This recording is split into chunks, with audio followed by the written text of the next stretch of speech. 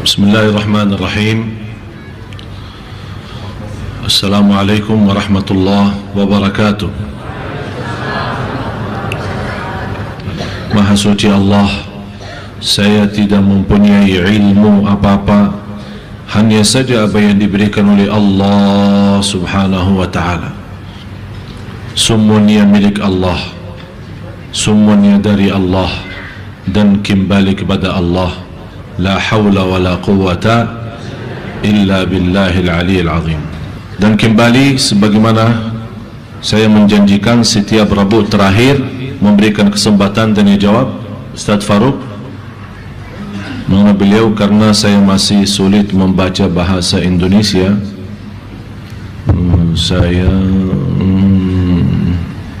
Tolong bantu, saya buta huruf.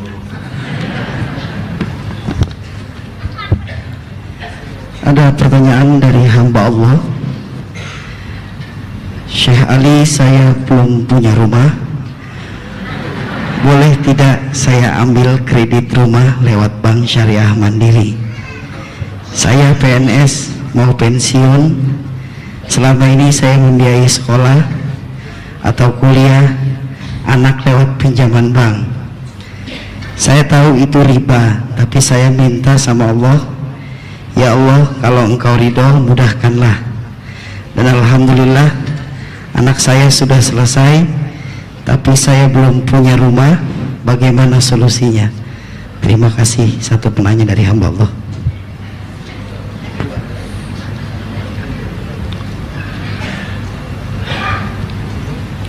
Dimulai pertanyaannya, saya hamba Allah. Bapak Ibu, sebenarnya kita belum tahu kata hamba Allah. Cuma terlalu gampang kita sebutkan diri sebagai hamba Allah.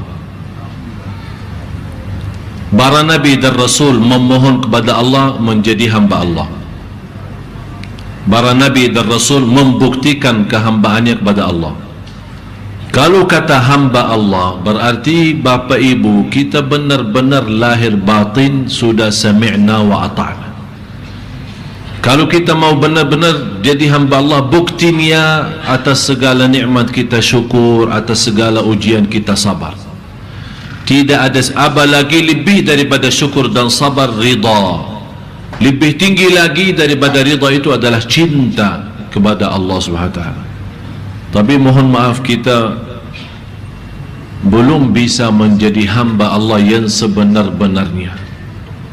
Walaupun mau tidak mau, kita memang hamba Allah, tapi kita membentukkan diri sebagai hamba Allah belum terwujud. Dan pertanyaannya Ibu tadi,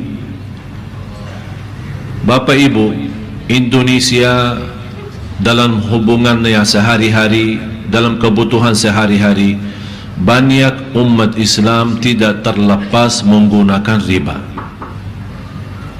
Dan banyak yang belum sadar bermasalah kehidupan kita itu adalah sebabnya riba. Orang punya rumah sudah hasil riba, beli rumah, mobil hasil riba, punya usaha biarpun usaha kecil lewat riba. Kira-kira kita mau apa sama Allah kalau memang kita berkuburu mencari rezeki tapi dengan cara riba? Dan kita lupa firman Allah, wa may yattaqillaha yaj'al lahu makhraja. Barang siapa yang takwa kepada Allah Subhanahu wa taala akan diberikan jalan kemudahan dari segala kesusahan. Bukan hanya segitu saja, wa yarzuqhu min haitsu, akan diberikan rezeki yang tak pernah nyangka, tak pernah terbayang, tidak pernah terfikir. Tapi salah satu kemudahan yang dibolehkan oleh ulama, apalagi di Indonesia sudah mulainya ada bank syariah, kita boleh lewat bank syariah dengan sistem Islami, tapi dengan syarat, termasuk bank syariah tidak boleh mensyaratkan seandainya ada keterlambatan dalam membayar atau melunasi tagihan, kalau kena denda atau istilah lain bunga, walaupun itu bank syariah, tetap hukumnya riba. Jadi hati-hati. Sekarang biasa bank-bank biasa, kalau kita ada tagihan tanggal sekian, kalau lewat satu hari atau hari-hari tertentu tidak melunasi tagihan itu, otomatis akan kena beberapa persen. Semakin telat lagi semakin naik. Bank menamakan bunga, merubah kata riba, seolah-olah dengan rubah kata bunga daripada riba barangkali bisa merubah hukumnya. Ya, hukumnya riba tetap riba, biarpun diganti nama dan nama yang menarik perhatian atau nama bagus, ya riba tetap riba. Tapi lewat bank syariah setahu saya masih aturannya aturan Islami. Tapi saya ingatkan kembali, kalau anda disyaratkan dalam transaksi pinjaman lewat bank syariah, disyaratkan akan kena denda saat anda telat membayar dalam tagihannya, itu sudah termasuk riba, tidak boleh melanjutkan pinjaman itu. Bapak Ibu, tapi bagaimana keadaan yang sudah lalu? Yang sudah lalu tidak usah dibahas.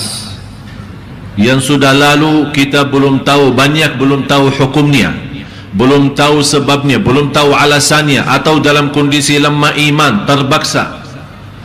Udah tidak usah bahas. Dengan taubatan nasuha kita, mudah-mudahan diampuni oleh Allah dosa lalu.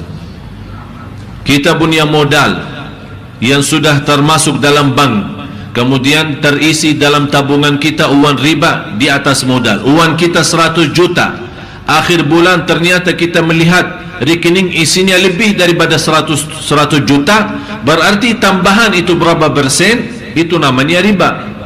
Kita berhak mengambil modal kita, menjaga modal kita, lebihnya jelas riba.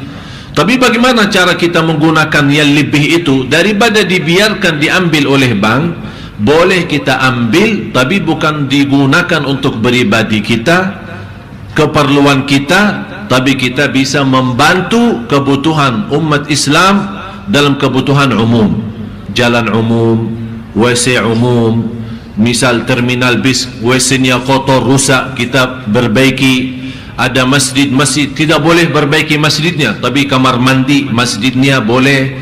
Ada parkiran masjid yang cukup kecil, terganggu, tidak berfasilitas untuk jamaah, dengan uang itu bisa kita gunakan. Tapi jangan harap dengan uang itu mengharapkan pahala sebagai sedekah, karena ini bukan sedekah, karena itu riba. Cuman untuk melepaskan diri daripada tanggung jawab di hadapan Allah SWT.